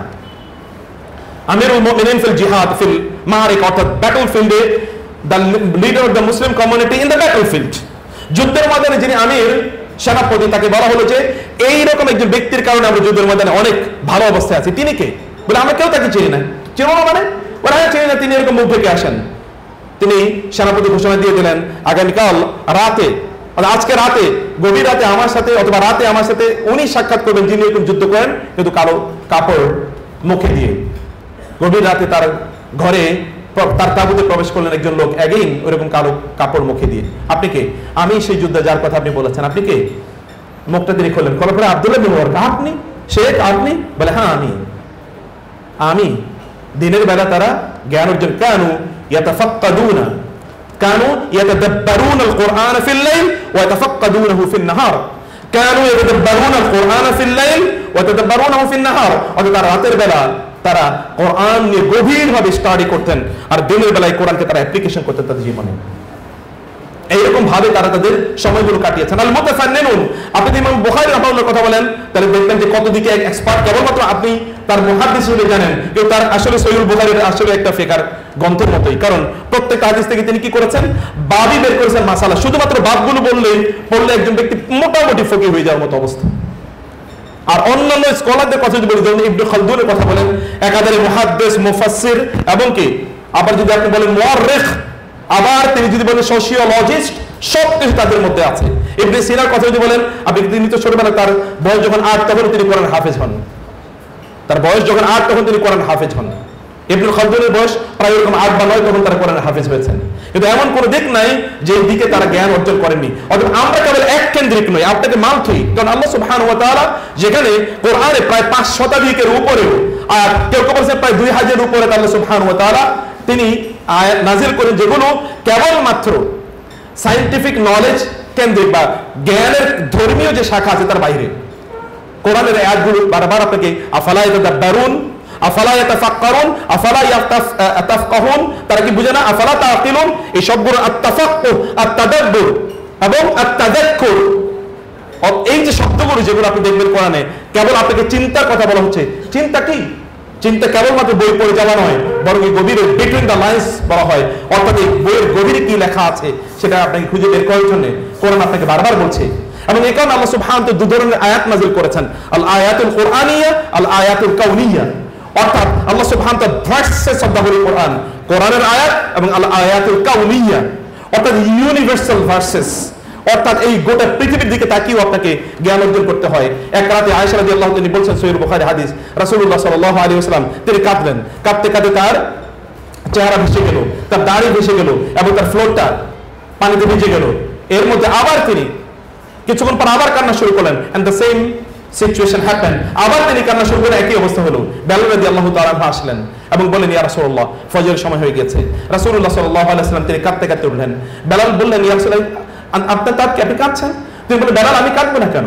আজকে রাতে আমার উপর কোরআনের এমন আয়াত নাযিল হলো, ওয়াইলুল লিমান ক্বারাআহা ওয়া লাম ইয়াতাফাক্কার ফিহা, যে এই কোরআনের আয়াতগুলো পড়েছে কিন্তু এগুলো নিয়ে গভীরভাবে ভাবেনি, তার জন্য ধ্বংস ছাড়া কিছুই নয়। তা কি? ইন্না ফি খালকিস সামাওয়াতি ওয়াল আরদি ওয়া ইখতিলাফিল লাইলি ওয়ান নাহার লাআয়াতিন লিউলিল আলবাব আল্লাযীনা ইয়াযকুরুনা আল্লাহা কিয়ামান ওয়া কুউদান ওয়া আলা জুনুবিহিম এগেইন ওয়া ইয়াতাফাক্কারুনা ফি খালকিস সামাওয়াতি ওয়াল আরদ। এমনকি রব্বানা মা খালাকতা হাযা বাতিলান সুবহানাকা ফাকিনা আযাবান নার। দেখুন তো, শুরু হয়েছে ইন্না ফি খালকিস সামাওয়াতি ওয়াল আরদ, in the creation of the heavens and the earth, এবং শেষ হয়েছে ওয়া ইয়াতাফাক্কারুনা ফি খালকিস সামাওয়াতি ওয়াল আরদ, and they deeply think and contemplate about the creation of the heavens and the earth. তারা আসমান এবং জমিনের সৃষ্টি নিয়ে তারা গভীরভাবে চিন্তা করে এবং এই গভীর চিন্তা তাকে আল্লাহর প্রতি কৃতজ্ঞ বানায়। রাসূলুল্লাহ সাল্লাল্লাহু আলাইহি ওয়াসাল্লাম, আপনি কতবার আসমানের দিকে তাকিয়েছেন বলেন তো? রাসূলুল্লাহ সাল্লাল্লাহু আলাইহি ওয়াসাল্লাম যখন তিনি রাতের বেলা ঘুম থেকে জেগে উঠতেন এবং তিনি ঘুম থেকে জেগে উঠে তিনি বাইরে চলে যেতেন, তার জীবনীটা পড়বেন, দেখবেন কি বলা আছে। তিনি ঘুম থেকে জেগে উঠেই তিনি মাঝে মাঝে বাইরে যেতেন এবং আসমানের দিকে তাকিয়ে তিনি বলতেন, ইন্না ফি খালকিস সামাওয়াতি ওয়াল আরদি ওয়া ইখতিলাফিল লাইলি ওয়ান নাহার। তিনি এটি বলতেন। এইগুলোর দিকে তাকিয়ে রাসূলুল্লাহ সাল্লাল্লাহু আলাইহি ওয়াসাল্লাম বলতেন, সুবহানাকা ফাকিনা আযাবান নার। এই বিশাল বড় আয়াত, মানে সৃষ্টির দিকে তাকিয়ে আপনি কবে বলেছেন ওয়াও? বলতে পারেন নাই, কারণ এটা আমরা দেখিনি। জিওগ্রাফি চ্যানেলে কখনো কখনো আল্লাহর মহাসৃষ্টি দেখে, অথবা সমুদ্রের নিচে যে সকল প্রাণীকুল আছে, অথবা সেখানে যে উদ্ভিদ আছে বা সেখানে যে আপনার সম্পদ আছে, এগুলোর দিকে তাকিয়ে কখনো কখনো আমরা হয়তো ওয়াও বলি। কিন্তু এই ওয়াও সত্যিকার অর্থে আপনি নিজেই তাকিয়ে অথবা নিজে আবিষ্কার করে কখনো দেখেছেন কিনা? সুবহানাকা কখন বলা হয় কোরআনে? দেখেন তো, প্রত্যেকটা জায়গায় সুবহানাকা, যেখানে আল্লাহ সুবহানাহু ওয়া তাআলা এর ব্যাপারে যতটুকু তাকে সম্মান দেওয়া দরকার ততটুকু যদি না দেওয়া হয়, তাহলে এখানে সুবহানাকা আছে প্রত্যেকটা জায়গায়, অথবা সুবহানাহু ওয়া তাআলা আম্মা ইউশরিকুন। আল্লাহর পারফেকশনে কোথাও যদি একটু সামান্য কোনো ব্যত্যয় তৈরি হয়, তাহলে সেখানে আমরা সুবহানাকা বলা হয় বলি। কেবল একটা জায়গায় সুবহান আছে, সুবহানাহু হাযা বুহতানুন আযীম, কেবল একটা জায়গায় আছে সুবহানাকা হাযা বুহতানুন আযীম, সূরাতুন নূরে। এখানে সুবহানাকা আছে কারণ আয়েশা রাদিয়াল্লাহু তাআলা আনহা তার সতীত্বের উপর নির্ভর করে, নবী পরিবারের সতীত্ব, রাসূলুল্লাহ সাল্লাল্লাহু আলাইহি ওয়াসাল্লামের ইন্টিগ্রিটি এবং তার উপর নির্ভর করে আল্লাহ সুবহানাহু ওয়া তাআলার সত্যবাদিতা। অতএব সেখানে আল্লাহর ইমপারফেকশনের একটা কোয়েশ্চেন থাকার কারণে সুবহানাহু অথবা সুবহানাকা এর ব্যবহার সেখানে আছে। অতএব কোরআনে সুবহানাকা এর বিশ্লেষণ করে দেখেন তো, সুবহানাকা কেবল তার মুখ থেকে আসে। আপনি একটা তাসবিহ দিলে সুবহানাল্লাহ সুবহানাল্লাহ বললেই সুবহানাকা হয় না। এই সুবহানাকা, it is to be based upon knowledge, deeper knowledge and contemplation. গভীর জ্ঞানের উপর ভিত্তি করে এই সুবহানাকা আপনাকে বলতে হয়। সেই কারণে আমরা যেটা বলছি যে আপনাকে যা করতে হবে তা যে আপনাকে পড়তে হবে, আপনাকে পড়তে হবে। Read read and read and read and read. এর মধ্যে আরেকটি কাজ করা দরকার, তাহলে যে how do you spend or manage your time. আপনি সময়টাকে কিভাবে কাটান বলেন তো? How do you manage your time? আল্লাহ রাসূল সাল্লাল্লাহু আলাইহি ওয়াসাল্লামকে আল্লাহ তাআলা 24 ঘন্টা সময় দিয়েছেন, and he lived for 23 years only। তিনি 23 বছর বেঁচে ছিলেন। তিনিও 23 বছরে তার সময়টাকে তিনি ভাগ করেছেন, বিভাজন করেছেন, এবং তিনি যে কাজ করেছেন গোটা মানব জাতির জন্য। ওয়াহাব বিন মুনাব্বিহ রাহিমাহুল্লাহ, আল কাযী ইয়াদ রাহিমাহুল্লাহ, ওয়াহাব বিন মুনাব্বিহ রাহিমাহুল্লাহ, তিনি রাসূলুল্লাহ সাল্লাল্লাহু আলাইহি ওয়াসাল্লামকে আল্লাহ তাআলা যে নলেজ প্রদান করেছেন, মানবতার প্রতি তার যে কন্ট্রিবিউশন, এটা আলোচনা করতে গিয়ে তিনি বলেছেন, এই গোটা পৃথিবীর সকল মানুষকে আল্লাহ তাআলা যে জ্ঞান দিয়েছেন এবং গোটা পৃথিবীর সকল মানুষ মিলে তারা যে কর্মযোগ্য সম্পাদন করেছে, কেবল মুহাম্মদ রাসূলুল্লাহ সাল্লাল্লাহু আলাইহি ওয়াসাল্লাম যা কর্মযোগ্য সম্পাদন করেছেন অথবা যা নলেজ তিনি ডিসেমিনেট করেছেন, তার কম্পারিজনটা হচ্ছে এরকম একটা বিশাল বড় মরুভূমি। মরুভূমিতে যত বালিকণা আছে, সকল বালিকণার তুলনায় একটা বালিকণা যতটুকু গোটা পৃথিবীর সকল মানুষের নলেজ এবং গোটা পৃথিবীর সকল মানুষের কন্ট্রিবিউশন, এটা হচ্ছে একটা বালিকণার মতো। আর রাসূলেরটা হচ্ছে গোটা মরুভূমির সমান। এটা ওয়াহাব বিন মুনাব্বিহ, কাযী ইয়াদ, এরকম তাবিঈরা এই কথা বলেছেন, এটা অন্য কেউ বলেনি। And the same is said repeatedly and acknowledged by the non-Muslim scholars. সারা পৃথিবীর সকল মানুষ এই একই কথা তারা বলে গিয়েছে। যখন রবীন্দ্রনাথ ঠাকুর যখন তিনি ফ্রান্স থেকে যখন তিনি ফিরে আসছিলেন, তাকে লোকে এবং তিনি he got Nobel Prize, he is already declared as Nobel laureate. তাকে লোকেরা বলল, সাংবাদিকরা, যে আপনার মতো এরকম বিদ্বান ব্যক্তি যে ধর্মে এসেছে, যে ধর্মে জন্ম নিয়েছে, সেই ধর্মে ইন্ডিয়ান সাবকন্টিনেন্টের কনফাইন থেকে বের হচ্ছে না কেন, এই জায়গা থেকে বের হচ্ছে না কেন? তিনি বললেন, আমাদের ধর্মে এমন কোন সিঙ্গুলার পার্সোনালিটি নাই যাকে আমরা আদর্শ হিসেবে গ্রহণ করতে পারি, যিনি সকল মানব জাতির এমন কোন দিক নাই যে দিকে তিনি কন্ট্রিবিউট করেন না। এরকম কোন ব্যক্তি নাই, সিঙ্গুলার এরকম কোন ব্যক্তি নাই, যার কারণে আমরা আসলে মানুষের কাছে আবেদন তৈরি করতে পারি না। We can't attract and inspire the people. আমরা মানুষকে আমাদের ধর্মের প্রতি আহ্বান করতে পারি না, মানুষকে অনুপ্রাণিত করতে পারি না। বাট ইউ হ্যাভ মুহাম্মদ সাল্লাল্লাহু আলাইহি ওয়াসাল্লাম, লাকাদ কানা লাকুম ফি রাসূলিল্লাহি উসওয়াতুন হাসানা। তার জ্ঞান বিতরণের দিকটা দেখেন, জ্ঞানের ভিতর ইম্পর্টেন্সটা দেখেন। তাকে সরাসরি আল্লাহ শিখিয়েছেন, এই কারণে আপনি আপনার শিক্ষক খুঁজে পাবেন না, কিন্তু তার শিক্ষকের দিকে তাকান। আমাদের ওস্তাদ এখানে আছে, আমি বলবো যে শিক্ষক, আপনারও কোন এক সময় শিক্ষক হবেন। What will be the quality of the teachers? এর কথা আল্লাহ সুবহানাহু ওয়া তাআলা মুহাম্মদ রাসূলুল্লাহ সাল্লাল্লাহু আলাইহি ওয়াসাল্লামের শিক্ষককে তার কথা বলতে গিয়ে আল্লাহ তাআলা বলেছেন, আল্লামাহু শাদীদুল কুওয়া যু মিররাতিন ফাস্তাওয়া ওয়া হুয়া বিল উফুকিল আলা সুম্মা দানা ফাতাদাল্লা ফাকানা কাবাস কাউসাইনি আও আদনা ফাওহা ইলা আবদিহি মা আওহা। দেখেন তো সূরাতুন নাজম আল্লাহ কি বলেছেন, আল্লামাহু শাদীদুল কুওয়া, তাকে শিখিয়েছেন কে? শাদীদুল কুওয়া। শাদীদ মানে কি? কঠোর। এবং আল কুওয়া শব্দটি কুওয়াতের বহুবচন, অর্থাৎ হি ওয়াজ the teacher of Muhammad sallallahu alaihi wasallam was multi-dimensional knowledgeable, বিভিন্ন ধরনের জ্ঞান তার মধ্যে ছিল। আল কুওয়া কেবলমাত্র শারীরিক শক্তি না, যে তাকে উলি আজনি হাতিন, যে তিনি অনেকগুলো 600 ডানার তিনি মালিক ছিলেন, ব্যাপারটা কিন্তু এরকমই কেবলমাত্র এর মধ্যে সীমাবদ্ধ না। দেখেন আপনি অন্য জায়গায় আল্লাহ তাআলা বলেছেন, মুতাইন সান্না আমিন ওয়া মা সাহিবুকুম বিমাজনুন। মুতাইন মানে তিনি হচ্ছেন, হি ওয়াজ আপনার ফলোড বাই আপনার থাউজেন্ডস অথবা নিউমারাস নাম্বারস অফ অ্যাঞ্জেলস। যখন জিবরিল আলাইহিস সালাতু ওয়াস সালাম আল্লাহ তাআলার পক্ষ থেকে কোরআন নিয়ে রাসূলুল্লাহ সাল্লাল্লাহু আলাইহি ওয়াসাল্লামের কাছে আসতেন, তখন তার সাথে বিশাল এসকর্ট ছিল। এসকর্ট মানে যে বিশাল বাহিনী নিয়ে তিনি আল্লাহ তাআলার কাছ থেকে কোরআন নিয়ে আসতেন। কখনো কখনো কোন সূরা নাজিল করার সময় 70,000 এঞ্জেল জিবরিলের সাথে আসতেন, কোরআন অথবা কোন আয়াত অথবা কোন সূরা নিয়ে আসার সময়। এর কথা মুতাইন সান্না আমিন and he was very much trustworthy. অতএব জিবরিল আলাইহিস সালাম এটা ছিল একজন শিক্ষকের কোয়ালিটি। শিক্ষকরা ওস্তাদরা আছেন, আমরাও সেই দায়িত্ব স্বীকার করছি যে আমাদের এখানে কেবলমাত্র বললে চলবে না, আমাদের হয়তো জ্ঞান ওই লেভেলের জ্ঞান অর্জন করতে হবে, so that we can impress our students, our followers, যেন আমরা তাদেরকে বলতে পারি যে হোয়াট ইজ দ্য ওয়ে, রাস্তা কি, পথ কি, যেন আমরা তাদেরকে এই কথা বলতে পারি। সেজন্য আমি আপনাদেরকে বলি যে how do you manage your time. আপনি আব্দুল্লাহ ইবনে সাল্লাম রাদিয়াল্লাহু তাআলার নাম শুনেছেন, কেউ বলে আব্দুল্লাহ ইবনে সালাম অথবা আব্দুল্লাহ ইবনে সাল্লাম, যাই হোক না কেন, both of this names are correct. যিনি ছিলেন মদিনার ইহুদিদের পণ্ডিত, ইহুদিদের নেতা তিনি ছিলেন। রাসূলুল্লাহ সাল্লাল্লাহু আলাইহি ওয়াসাল্লাম মদিনায় গেলেন, লম্বা কাটিং লং স্টোরি শর্ট, তিনি মদিনায় গেলেন। মদিনায় যাওয়ার পর রাসূলুল্লাহ সাল্লাল্লাহু আলাইহি ওয়াসাল্লামের কাছে তিনি দৌড়ে আসলেন এবং তিনি ইসলাম গ্রহণ করলেন। আমি সেই কথা বলছি না, কিন্তু আব্দুল্লাহ ইবনে সাল্লাম রাদিয়াল্লাহু তাআলা তিনি how would he manage his time, তিনি তার সময়টাকে কিভাবে ব্যবহার করতেন। তিনি তার সময়টাকে 3টা ভাগে বিভক্ত করতেন এবং এর মধ্যে 7 রুল, এর মধ্যে একটা সময় 1/3 of these 3 parts, এই 3 ভাগের একটা ভাগকে আব্দুল্লাহ ইবনে সালাম রাদিয়াল্লাহু তাআলা আনহু তিনি ব্যবহার করতেন লিতিলাওয়াতি ওয়া কিরাআতি তাওরাত ওয়াল ইনজিল, তাওরাত এবং ইনজিল এটা পাঠ করেন, মিনিং লিতাআল্লুম ওয়া তা'লিম, জ্ঞান অর্জন করা এবং জ্ঞান বিতরণ করা। ইন্নামাল ইলমু বিত্তাআল্লুমি, জ্ঞান অর্জন হয় মূলত কি, জ্ঞানই হয় মানুষ জ্ঞান অর্জনের পথে, জ্ঞান অর্জনের মাধ্যমে। অথবা জ্ঞান অর্জন করার পথে তিনি তার সময়ের 3 ভাগের 1 ভাগ সময় এখানে তিনি ব্যয় করতেন, আর 1 ভাগ সময় তিনি ব্যয় করতেন হচ্ছে তার খেজুরের বাগানে, আর 1 ভাগ সময় তিনি ব্যয় করতেন যে জ্ঞান তিনি অর্জন করেছেন এই জ্ঞান তার নিজের জীবনে বাস্তবায়ন করার ক্ষেত্রে। অতএব এখানে আপনাকে মনে রাখতে হবে যে আপনি যে জ্ঞান অর্জন করার পথে যাচ্ছেন সেখানে how do you manage your time, আপনি সময় কিভাবে আপনি ব্যবহার করেন। আল্লাহ সুবহানাহু ওয়া তাআলা 24 ঘন্টা সময় দিয়েছেন, নিশ্চয়ই 24 ঘন্টা আমাদের জীবনের জন্য যথেষ্ট, বেশি দরকার নাই এই একদিনে। এই 24 ঘন্টাকে আপনি কি করেন বলেন? এই পৃথিবীর সবচেয়ে যারা জ্ঞানী বা বিজ্ঞানী ব্যক্তি তারা কতটুকু সময় পেয়েছেন? ইমাম আবু হানিফা রাহিমাহুল্লাহ নিশ্চয়ই তার চেয়ে বেশি সময় পান নাই, অথবা আব্দুল্লাহ ইবনে আব্বাস রাদিয়াল্লাহু তাআলা আনহু। আব্দুল্লাহ ইবনে আব্বাস রাদিয়াল্লাহু তাআলা জ্ঞান অর্জন ইতিহাস আপনাদের জানা দরকার এবং তার জীবনীটা পড়বেন।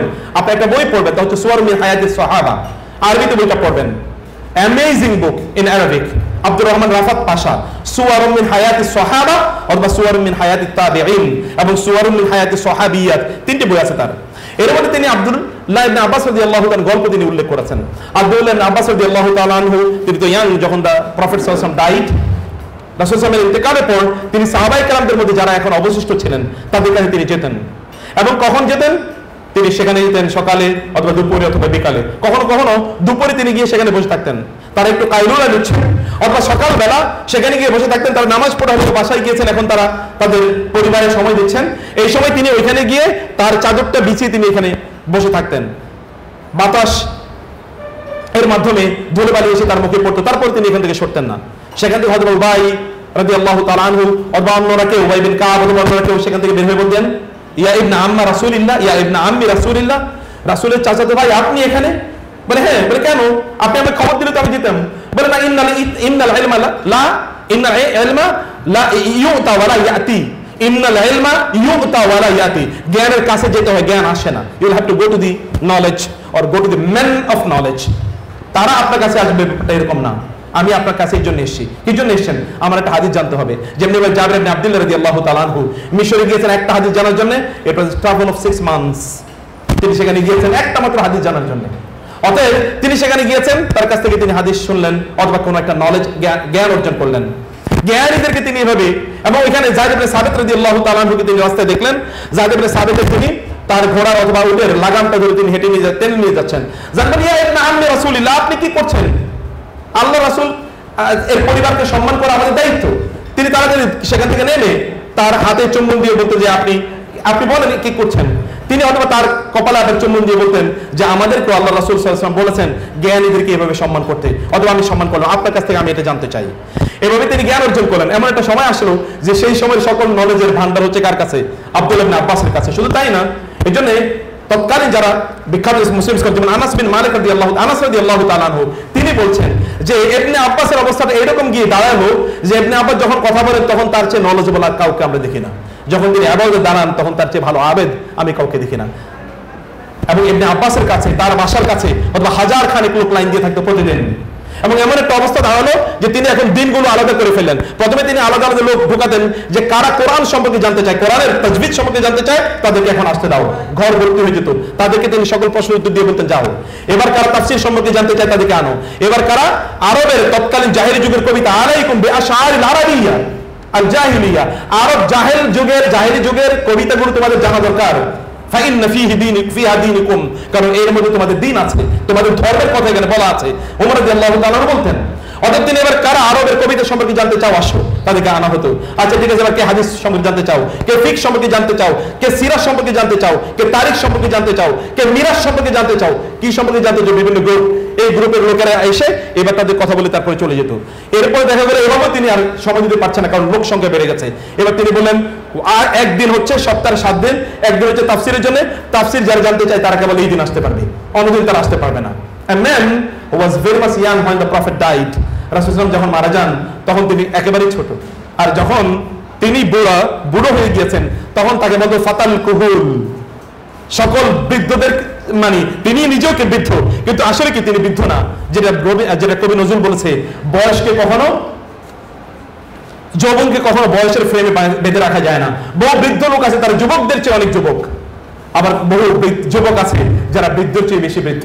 কিন্তু আব্দুল্লাহ ইবনে আব্বাস রাদিয়াল্লাহু তাআলা আনহু তিনি কোনোদিন বৃদ্ধ হন নাই, অর্থাৎ নলেজ তাকে কোনোদিন বৃদ্ধ বানায় নাই। তিনি এইরকম একজন ব্যক্তিতে পরিণত হয়েছেন। জ্ঞান তাকে এই জায়গায় নিয়ে গেছে। পৃথিবীর সকল মানুষ এখনো যদি আপনি যদি হাদিসের কথা আমি বাদ দিলাম আর তাফসীরের কথা বলেন, তাহলে তাফসীরের কি নাই যেটা ইবনে আব্বাসের সূত্রে আসে নাই রাদিয়াল্লাহু তাআলা আনহু? সবই কোনো কোনো ভাবে সামহাও আর আদার ইবনে আব্বাস রাদিয়াল্লাহু তাআলা আনহু অথবা তার ছাত্র ইকরিমা বা এরকমের মাধ্যমে আপনাকে পেতে হবে। এই জ্ঞান অর্জন কেবলমাত্র তিনি এমনি করেন নাই, তিনি এর জন্য সময় ব্যয় করেছেন, তিনি তার টাইমটাকে ম্যানেজ করেছেন, সময়ের ব্যবস্থাপনা। আপনাদের সময়টা কোথায় যায় বলেন? আপনারা কতটুকু সময় দেন প্রতিদিন জ্ঞান অর্জন করার জন্য? And how do you spend your morning time? আপনার সকালটা আপনি কিভাবে কাটান বলেন তো? রাসূলুল্লাহ সাল্লাল্লাহু আলাইহি ওয়াসাল্লাম সকালে কিভাবে তিনি সময় কাটিয়েছেন? আপনি জ্ঞান অর্জন করার জন্য যাত্রাটা শুরু করেন কখন? ও কুরআন আল ফজর ইন্না কুরআন আল ফজর কানা মাশহুদা। রাসূলুল্লাহ সাল্লাল্লাহু আলাইহি ওয়াসাল্লাম বলেছেন আল্লাহুম্মা বারিক লি উম্মতি ফি বুকুরিহা। সকাল বেলায় আপনার জ্ঞান অর্জনের যাত্রাটা কিভাবে শুরু হয়, কখন শুরু হয়? Do you start your journey of knowledge before the break of dawn? সকালবেলা ফজরের আজানের আগে কি আপনার জ্ঞানের যাত্রা শুরু হয় কিনা? যদি if you can't start that at that time or before the break of dawn, then you are at loss. তাহলে আপনি বুঝতে হবে আপনি কিন্তু জায়গা মতো নাই। আপনার রাসূল কি করেছেন? ইয়া আইয়ুহাল মুযাম্মিল কুমিল লাইলা ইল্লা কালিলা নিসফাহু আও ইনকুস মিনহু কালিলা আও জিদ আলাইহি ওয়া রাত্তিল কুরআনা তারতিলা। মনে রাখবেন, জ্ঞান কেবলমাত্র পড়ে অর্জন করা যায় না। কিছু জ্ঞান আছে অথবা জ্ঞানের অধিকাংশই এটা আল্লাহ সুবহানাহু ওয়া তাআলা থেকে আসে। ওয়া আল্লামনাহু মিন লাদুন্না ইলমা, ওয়া আল্লামনাহু মিন লাদুন্না ইলমা, আমার পক্ষ থেকে আমি তাকে শিখিয়েছি। অর্থাৎ জ্ঞান অর্জন করতে হলে আপনাকে মহান আল্লাহ সুবহানাহু ওয়া তাআলার কাছে যেতে হবে। জ্ঞানের জন্য একটা সময় আপনাকে একেবারে সেপারেট করে দেন। এই সময়টা কোনো অবস্থায় আপনি কম্প্রোমাইজ করবেন না, এবং প্রয়োজন আপনার সোশ্যাল তথা কথিত সোশ্যাল টাইমিংটাকে কমিয়ে দেন এবং এটাকে আপনার জ্ঞান অর্জনের জার্নিতে আপনি রূপান্তরিত করেন। মনে রাখবেন, আপনার এই হচ্ছে this is the golden time of your life. আপনার জীবনের শ্রেষ্ঠতম সময় আপনি কাটাচ্ছেন। এই সময় আপনি যা অর্জন করে নেয়ার তা আপনাকে করে নিতে হবে, এরপর আর সময় পাবেন না। তারপর আপনি বিয়ে শাদী করবেন, সংসার হয়ে যাবে, বাচ্চারা একদিকে কান্নাকাটি করবে, মায়ের জামা কাপড় ধরে টানবে, ছেলে বাবারা আপনাকে বলবে তুমি বিয়ে করেছো, তোমার সংসার হয়ে গেছে, অথবা চাকরি বাকরি খুঁজে যাবেন, ইত্যাদি বহু কিছু এখানে আপনার তখন তৈরি হয়ে যাবে। ফলে আপনাকে এখনই হাই টাইম, কারণ আপনার এখনকার মূল পরিচয় হচ্ছে আপনি স্টুডেন্ট, আপনি শিক্ষার্থী, সিকার অফ নলেজ। এবং সিকার অফ নলেজের জন্য আল্লাহ সুবহানাহু ওয়া তাআলা কি করেন? ওয়া ইন্নাল মালাইকাতা লাতাজনাহু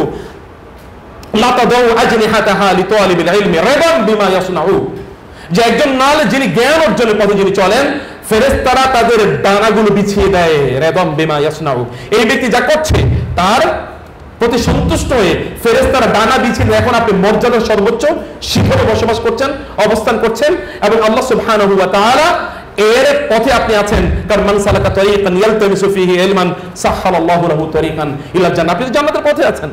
So why do you spend your time in order to achieve the hellfire? জাহান্নামের পথে পরিচালিত হওয়ার রাস্তায় কেন আপনি আপনার সময়টাকে নষ্ট করবেন? আপনি সিদ্ধান্ত নেন যে আপনি কতটুকু সময় জ্ঞান অর্জন করবেন। রাসূল সাল্লাল্লাহু আলাইহি ওয়াসাল্লামের গোটা লাইফ এর মধ্যে বারাকা আছে, মনে রাখবেন।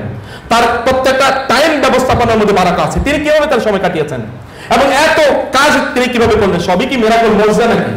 সবই মুজিজা নয়, তার তো কাজ আছে। চেষ্টা করার জন্য আল্লাহ সুবহানাহু ওয়া তাআলা বলেছেন আমরা চেষ্টা করব, আমরা দুনিয়ার কাজে দৌড়াই। আল্লাহ তাআলা বলেছেন দুনিয়ার কাজে না দৌড়াতে, দুনিয়ার কাজে তিনি আমাদেরকে বলেছেন যেন আমরা এখানে হাঁটার কথা, কিন্তু আখিরাতের কাজে তিনি আমাদেরকে বলেছেন কখন দৌড়ানোর জন্য।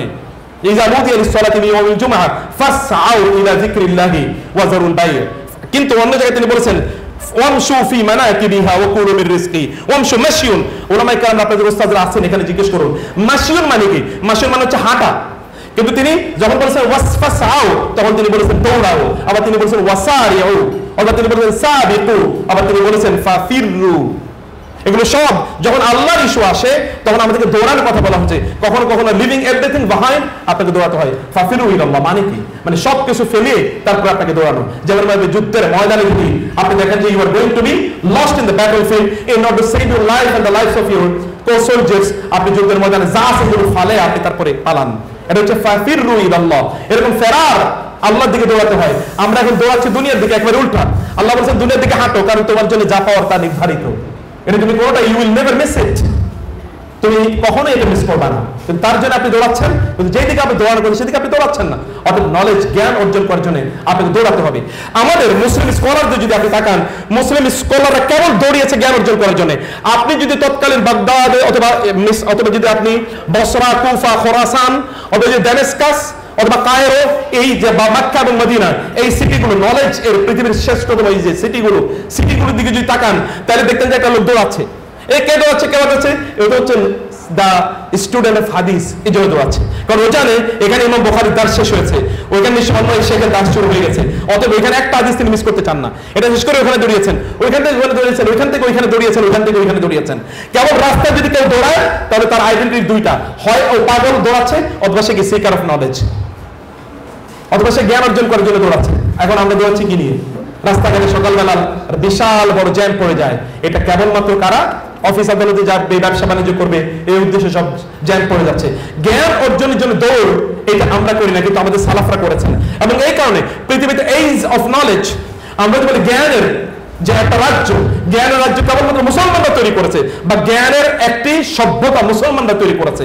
এবং আপনি দেখবেন জ্ঞান অর্জনের জন্য অথবা একটা ব্রাঞ্চ অফ নলেজের জ্ঞান অর্জনের জন্য, নলেজের একটা ব্রাঞ্চের জ্ঞান অর্জন করার জন্য এত বেশি পরিশ্রম দিতে হয়, এটা মুসলমানরা ছাড়া কেউ কখনো দেখেও নাই। হাদিসের জন্য কি পরিমাণ দৌড়ঝাঁপ ছিল, হাদিস অথবা ফিকহ অথবা আকীদার কথা যদি আপনি বলেন কোরআনের জন্য আপনি কোন একটা জায়গার কথা বলবেন, ও যদি সিরাতের কথা বলেন, রাসূল সাল্লাল্লাহু আলাইহি জীবনী, ইতিহাসের কথা আমি বাদ দিলাম, এত বিশাল বিশাল এনসাইক্লোপিডিয়া ইতিহাসের উপর মুসলমানরা রেখেছে 30-40 খণ্ড।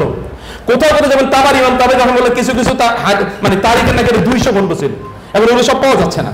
এইরকম ইতিহাসের গ্রন্থ, অথবা আপনি যদি বলেন লেসানুল আরব কোথাও কখন আপনি দেখেছেন কিনা, মানে এটা হচ্ছে আপনার গ্রন্থ, মানে ডিকশনারি। এরকম ডিকশনারি মানুষ কোনোদিন চিন্তা করতে পারে যে ডিকশনারি এনসাইক্লোপিডিয়া হতে পারে। এনসাইক্লোপিডিয়া ভিন্ন জিনিস, কিন্তু ডিকশনারি এটা এনসাইক্লোপিডিয়া, মানে বিশ্বকোষ। এটা নট ডিকশনারি, এটা বিশ্বকোষে পরিণত হয়েছে। কেবল মুসলমানরা তারা যাই ধরেছে এটা একটা বিশাল এনসাইক্লোপিডিয়া হয়ে গেছে। এটা কিভাবে সম্ভব হয়েছে? কারণ নলেজকে তারা গুরুত্ব প্রদান করেছে। আমরা ওই জাতি, তাহলে আপনি এবং আমি কিভাবে মানুষকে দাবি করে থাকি যে আমি সেই উম্মার সদস্য, যে উম্মায় জ্ঞানের প্রতি তাদের এত দৌড়াদৌড়ি একেবারেই নাই। কারণ আমাদেরকে তাহলে আপনি সময়টা মেনটেন করেন, আপনি কখন পড়ছেন, কতটুকু পড়ছেন, নোট ইট। আপনি টু ডু লিস্ট অথবা ক্যালেন্ডার মেনটেন করুন, যেখানে আপনি দেখবেন you will be able to gauge up measure up your progress. আপনি প্রোগ্রেস করছেন কিনা। রাসূল সাল্লাল্লাহু আলাইহি ওয়াসাল্লাম বলেছেন মান ইস্তাওয়া ইয়ামাহু ফাহুয়া মাকবুলুন, যার 2 দিন একরকম যায় সে কি ক্ষতিগ্রস্ত। যে 1-2 দিন এক সময়, মানে গতকাল আপনি যা জানতেন আজকে আপনি তাই জানেন। You have not increased in your knowledge. আপনার নবীকে পর্যন্ত আল্লাহ তাআলা শিখিয়ে দিয়েছেন ওয়াকুর রব্বি জিদনি ইলমা। জ্ঞানের ক্ষেত্রে স্ট্যাটিক থাকা যায় না, স্ট্যাগন্যান্ট থাকা যায় না, বদ্ধ পানির মতো। পানি যদি কোনো একটা জায়গায় বদ্ধ থাকে তাহলে সেটি যেমন ভাবে দুর্গন্ধযুক্ত হয়ে যায়, এরকম নলেজ যদি স্ট্যাগন্যান্ট থাকে তাহলে এটা কি হয়ে যায়? কারণ আমাদের উপর ইজতিহাদ করা ফরজ। জ্ঞান অর্জনের স্ট্রাইভ করা, চেষ্টা করা, নতুন দিগন্ত অর্জন উন্মোচিত করা, এটা আমাদের জন্য ফরজ। এই পৃথিবীকে ইসলাম বা মুসলমানরা জ্ঞানের এত নতুন ব্রাঞ্চ উপহার দিয়ে যেটা কোনোদিন কেউ ভাবতেও পারে নাই। যেমন উসুল, ফান্ডামেন্টালস, প্রিন্সিপালস, মূলনীতি। আগে মানুষ চিন্তা করতে পারতো না যে মূলনীতি নামক কিছু সাবজেক্ট পড়া লাগে। এখন আপনাকে উসুল হাদিস পড়তে হয়, উসুল ফিকহ পড়তে হয়, বা এরকম অনেক উসুল পড়া লাগে। যেমন এখন ইকোনমিক্সে principles of economics, principles of accounting, principles of marketing পড়া লাগে। এগুলো সব মুসলমানরা মানুষকে শিখিয়েছে। অর্থাৎ জ্ঞানের জন্য আপনাকে এরকম একটা জায়গায় করতে হবে। এবং এই কারণে যে কথাটা আমার আসতে, যে কথা আপনাকে বলতে হয় যে what is the purpose of your life, আপনার জীবনের লক্ষ্য কি বলেন? কে বলতে পারেন আপনার জীবনের লক্ষ্য কি? Have you ever put it down, recorded it? আপনি কোনোদিন আপনি কখনো এটাকে লিখে রেখেছেন যে আপনার জ্ঞানকে আপনি কেন জ্ঞান অর্জন করছেন, এটা কখন আপনি লিখে রেখেছেন কিনা? জ্ঞান অর্জনের আপনার লক্ষ্য কি, উদ্দেশ্য কি? দায়ী হওয়া এরকম, নাকি জ্ঞান অর্জনের উদ্দেশ্য একটা চাকরি অর্জন করা? চাকরি করার জন্য আপনার জ্ঞান অর্জন করার প্রয়োজন নেই, চাকরি এমনি পাওয়া যাবে। অথবা দিনই জ্ঞান অর্জন করার প্রয়োজন নেই, জ্ঞান আপনার চাকরি করার জন্য। চাকরি করার অন্য অন্য ইস্যু আছে। তাহলে আপনি কি হতে চান আসলে? আপনি কি দায়ী হতে চান? আপনি কি সত্যিকার অর্থে আল্লাহ সুবহানাহু ওয়া তাআলার দ্বীনের খেদমত করতে চান? বা আপনার ফোকাস কি, অ্যাটেনশনটা কি, সেটি আপনার নির্ধারণ করা দরকার। কারণ আল্লাহ তাআলা আফা হাসিবতুম আন্নামা খালাকনাকুম আবাসা, তোমরা কি মনে করছো আমি তোমাদেরকে এমনি সৃষ্টি করেছি? আল্লাহ তাআলা নিশ্চয়ই এমনি সৃষ্টি করেন নাই। ওয়া আন্নাকুম ইলাইনা লা তুরজাউন, আমার কাছে তোমরা ফিরে আসবে না, এটা তোমরা মনে করার কোনো কারণ নাই। আরবি ভাষা সম্পর্কে আপনাদের দক্ষতা কতটুকু? আমাদের মাদ্রাসার ছাত্ররা তারা জ্ঞান অর্জনে পিছিয়ে যাচ্ছে কেবলমাত্র আরবি ভাষায় তাদের দক্ষতা তৈরি হয়নি এই কারণে। আপনি বলেন তো কোরআনের প্রত্যেকটা শব্দ নিয়ে আপনাকে কথা বলতে হবে। যেমন ধরেন সূরাতু আন-নূর, আল্লাহ তাআলা বলেছেন সূরাতুন। কেন বলা হলো সূরাতুন?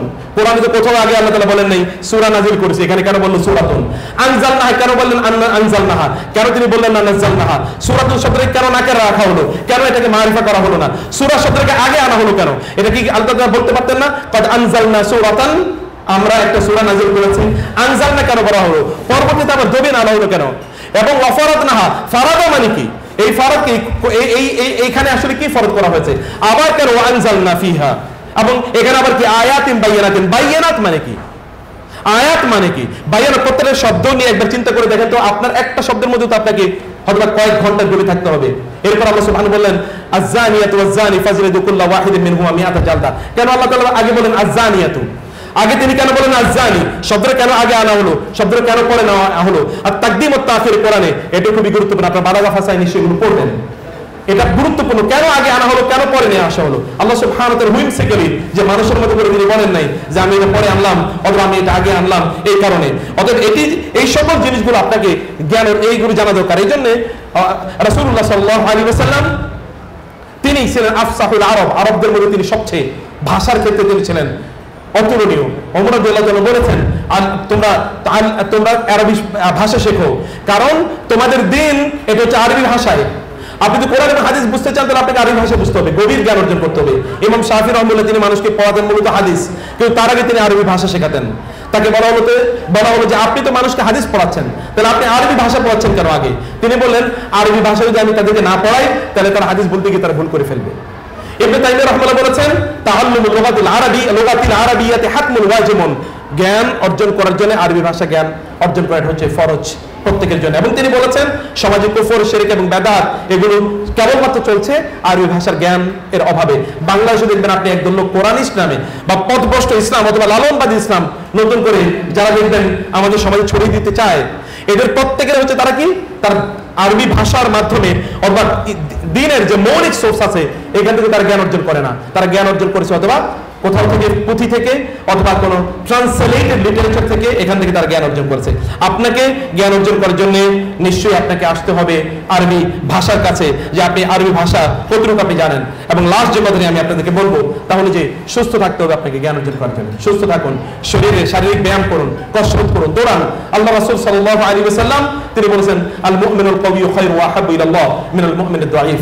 একজন শারীরিকভাবে শক্তিশালী ঈমানদার আল্লাহর কাছে শারীরিকভাবে দুর্বল ঈমানদারের চেয়ে, শারীরিকভাবে নট ঈমানের তুলনায়, দুর্বল ঈমানদারের চেয়ে আল্লাহ সুবহানাহু ওয়া তাআলা এর কাছে অনেক অনেক বেশি প্রিয়। অর্থাৎ আপনি শারীরিকভাবে শক্তিশালী কিনা এটি করা দরকার। আপনি শারীরিক পরিশ্রম করুন, আপনি দৌড়াদৌড়ি করুন, আপনি ব্যায়াম করুন, সুস্থ থাকুন, তাহলে আপনি সুস্থ দেহে জ্ঞান অনেক বেশি ধারণ করতে পারবেন।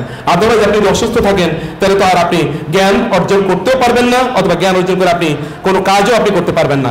এবং এই জ্ঞান অর্জন করার জন্য ইআলাম ইয়া ওয়ালাদি আন্নাকা কাদাইতাল লায়ালি আত-তুয়ালা ফি সাবিলি তাহসিল ইলমি ফায়াজিবু আন তাসআলা নাফসাকা ইন কুনতা তুরিদু তাহসিল আল-ইলমি মিন আজলি খুতামিদ দুনিয়া আও মানসাবিন তুরিদুহু আও কুনতা তুরিদু তাহসিল আল-ইলমি মিন আজলি সরফি উজুহিন নাসি ইলাইকা। জ্ঞানের অর্জন আপনি কেন করছেন? আপনি দুনিয়ার কোন উদ্দেশ্যে করেন, আপনি যদি মানুষ আপনার কথা শুনবে, আপনাকে অনেক মহাপণ্ডিত মনে করবে, ইত্তকার উদ্দেশ্যে যদি আপনি করেন তাহলে বুঝবেন যে ফাওয়াইলুল লাকা সুম্মা ওয়াইলুল লাক, তাহলে আপনার জন্য ধ্বংস। জ্ঞান অর্জন আপনি কেন করছেন? জ্ঞান অর্জনের মাধ্যমে যদি আপনি নিজে আলোকিত না হতে পারেন তাহলে এই জ্ঞান আপনার কাজে কোনোদিনই লাগবে না। যদি এই জ্ঞান আপনার নিজকে আলোকিত না করতে পারে, সেখানে আপনাকে আলোকিত হতে হবে। আলোকিত হওয়ার জন্য যে ইমাম শাফিঈ রাহমাতুল্লাহ তিনি গিয়ে তার ওস্তাদকে বললেন যে আমি আমার ওস্তাদ শাকাউতি ইলা ওয়াকিইন সুআ হিফজি ফাআরশাদানি ইলা তারকিল মাআসি, আমি আমার ওস্তাদ ওয়াকিকে গিয়ে বললেন আমি তো মুখস্থ করি কিন্তু মনে থাকে না, আমি পড়াশোনা করি ভালো করে বুঝি না, করণীয় কি? তিনি বললেন তুমি গুনাহ করা ছেড়ে দাও। ফাইন্নাল ইলমা নূরুন ওয়া নূরুল্লাহি লা ইউতা লিল আসি, কারণ জ্ঞানটা হচ্ছে আল্লাহর পক্ষ থেকে আলো, আর এই আলো আল্লাহ তাআলা আল্লাহর অবাধ্য যে ব্যক্তি তাকে প্রদান করেন না। এই জন্য ওয়াত্তাকুল্লাহ ওয়া ইউআল্লিমুকুমুল্লাহ, আল্লাহ বলেছেন তোমরা আল্লাহকে ভয় করো, তাহলে আল্লাহ সুবহানাহু ওয়া তাআলা তোমাদেরকে জ্ঞান প্রদান করবেন। আল্লাহ সুবহানাহু ওয়া তাআলাকে ভয় করুন, আল্লাহ সুবহানাহু ওয়া তাআলাকে আপনারা মনে রাখুন এবং আল্লাহ সুবহানাহু ওয়া তাআলার কথা অনুসারে চলুন, তাহলে দেখবেন ইনশাআল্লাহ আপনার জ্ঞান অর্জনের কাজটি আপনার জন্য সহজ হয়ে যাবে এবং আপনার জ্ঞান অর্জন আল্লাহ সুবহানাহু ওয়া তাআলা আপনার জন্য উন্মুক্ত করে দেবেন জ্ঞানের রাস্তাগুলো। ইমাম শাফিঈ রাহমাতুল্লাহ এই কারণে তিনি বলেছেন যে আখি লান তানালাল ইলমা ইল্লা বিসিত্তাতিন সাউরাব্বিকা আন তাফসিলিহা বিবায়ানি যুকাউন ওয়া হিরসুন ওয়া ইজতিহাদুন ওয়া বুলগাতুন ওয়া সুহবাতু উস্তাযিন ওয়া তুলু জামানি। 6টি জিনিস, লাস্ট পয়েন্ট। এর মধ্যে তিনি বলেছেন তার ছাত্রকে লক্ষ্য করে, হে আমার ভাই তুমি জ্ঞান অর্জন করতে পারবে না যদি 6টি জিনিস তোমার মধ্যে না থাকে। এর মধ্যে একটা কি? যুকাউন, জ্ঞান অর্জন করার জন্য তোমার প্রজ্ঞা লাগবে, বুদ্ধি লাগবে, এবং 2 নম্বর হচ্ছে ওয়াহিরসুন, তোমার আগ্রহ থাকতে হবে যে আপনি জ্ঞানী হতে চান, আপনি আগ্রহী হতে হবে। এবং আপনি আগ্রহী হলে আপনি ক্লাসে উপস্থিত থাকবেন। ওস্তাদরা আপনি আমাদের বড় বড় স্কলারদের দিকে তাকান, তাদের কতজন ওস্তাদ ছিল বলতে পারেন? ইমাম বুখারী রাহমাতুল্লাহ ওনার শিক্ষক সংখ্যা কত ছিল? 1000-এর উপরে। একজন থেকে একটা করে শিখলো তো 1000 শেখা হয়ে গেল। আপনি ক্লাসে উপস্থিত থাকবেন না, আপনি অনেক বড় স্কলার হবেন এটা কোনোদিন চিন্তাই করবেন না, ভাববেন এটা কখনো। অথবা আপনাকে শতভাগ ক্লাসে উপস্থিত হতে হবে, আপনাকে ক্লাসে আসতে হবে এবং আপনাকে পড়াশোনা করতে হবে। একাডেমিক যে সিলেবাস, এই সিলেবাসটা একটা পরীক্ষিত সিলেবাস, এই সিলেবাসের উপর আপনাকে পড়াশোনা করতে হবে যেন এর কোনো অংশ যেন আপনার অজ্ঞাত না থাকে, অজানা না থাকে। পড়ুন, ভালো করে পড়ুন, আপনার সিলেবাসটা আপনি ফুল পড়ুন, এবং এর সাথে সাথে আপনি অন্য বই পড়ুন, প্রতিদিন নতুন বই পড়ুন, প্রতি সপ্তাহে একটা করে নতুন বই শেষ করুন, এবং বইগুলো সামারি কি পড়েছেন তা লিখুন যে আপনি কি বই পড়েছেন। বড় স্কলার যারা আছেন তাদের লেকচারগুলো শুনুন, এখন তো অ্যাভেলেবল ইউটিউবে, আপনি এখন হাজার শিক্ষক বানিয়ে নিতে পারেন।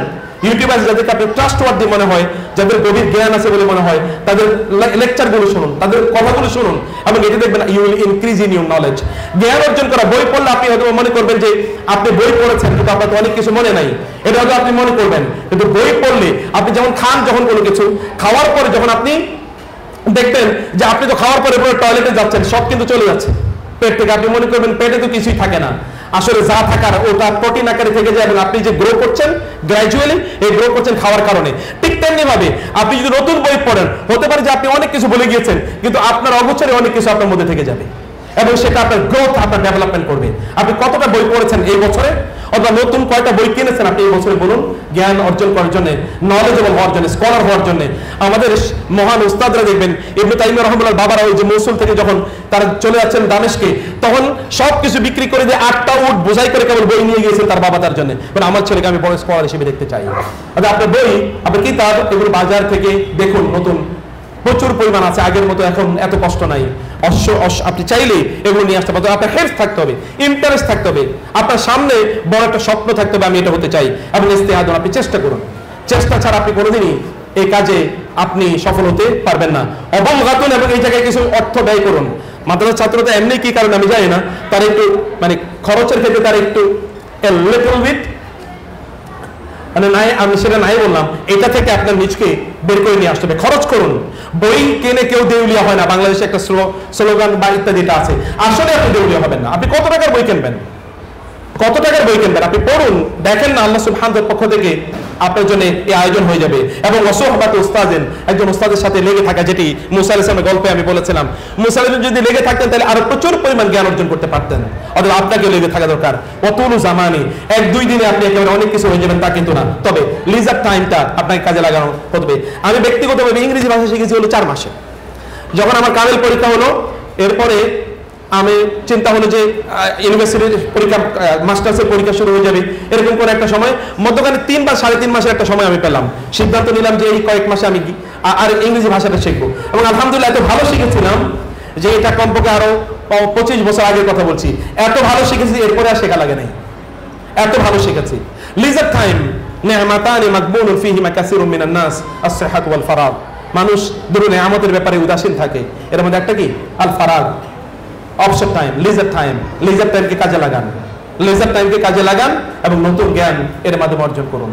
আমি অনেক অনেক বেশি কৃতজ্ঞ আমাদের সম্মানিত উস্তাদদের কাছে যে it is an exceptional honour and dignity they have shown to me, এবং আপনাদের সামনে আসতে পেরেও আমি খুবই কৃতজ্ঞ। আমার প্রত্যাশা ছিল আপনারা যদি বাংলাদেশে, এখন বাংলাদেশে যে বিশাল পরিবর্তন হয়েছে, এই পরিবর্তনে হাওয়া যেন আপনাদের গায়েও লাগে, সত্যিকারের পরিবর্তন। আমরা এখন যেমন শেখরা জানেন, এখন আমাদেরকে 1000 জন লোক দেওয়া দরকার, বিভিন্ন জায়গায় তারা দায়িত্ব পালন করবে। এখন আমরা বলবো যে ইসলামী বিশ্ববিদ্যালয়ের, কুষ্টিয়া ইসলামী বিশ্ববিদ্যালয়, ইসলামী আরবি বিশ্ববিদ্যালয়ে আমাদের এখন কমপক্ষে 20 জন লোক দরকার, যারা এডুকেশনে তারা দক্ষ, মানে শিক্ষাবিদ এবং শিক্ষা ব্যবস্থাপনা। নলেজ কেবলমাত্র আপনার অর্জন ইস্যু না, নলেজ ডিসেমিনেটেড এবং ম্যানেজমেন্টের ইস্যু। নলেজও কিন্তু ম্যানেজ করতে হয়। যেমন ডক্টর রফিকুল ইসলাম মাদানী বলছিলেন যে উনি সব এরকম তার কবজের মধ্যে রাখতেন, মানে কবজার মধ্যে তিনি রাখতেন। Knowledge is to be managed. ইউরোপিয়ানরা নলেজ ম্যানেজ করেছে। এক ব্রিটিশ কাউন্সিল গোটা পৃথিবী থেকে বিলিয়নস অফ ডলার্স প্রতি বছর ইনকাম করে নিয়েছে, বিলিয়নস। আপনি তো জানেন ইংল্যান্ডের সবচেয়ে বড় ব্যবসা হলো এডুকেশন, ইংল্যান্ডের এবং অস্ট্রেলিয়ার এখন সবচেয়ে বড় ব্যবসা হলো এডুকেশন। শিক্ষার ব্যবসা করে তারা, আর আমরা মুসলমানরা কই শিক্ষার ব্যবসা করি। সারা পৃথিবীতে সবচেয়ে বড় বড় বিশ্ববিদ্যালয়গুলো কয়টা আছে মুসলমানদের দেশে? কয়টা আছে? আপনি খুঁজেও পাবেন না। আমাদের বাংলাদেশেই তো ঢাকা বিশ্ববিদ্যালয়ের তার শ্রেষ্ঠত্ব হলো 10 টাকায় সিঙ্গারা, সমুচা এবং কি 1 কাপ চা পাওয়া যায়। আর অক্সফোর্ডে কি পাওয়া যায়, হার্ভার্ডে কি পাওয়া যায়? নোবেল প্রাইজ যারা পেয়েছে কয়জন মুসলমানদের দেশ থেকে পেয়েছে, অথবা কয়জন মুসলমান পেয়েছে? অথবা আমরা এরকম knowledge management is very important.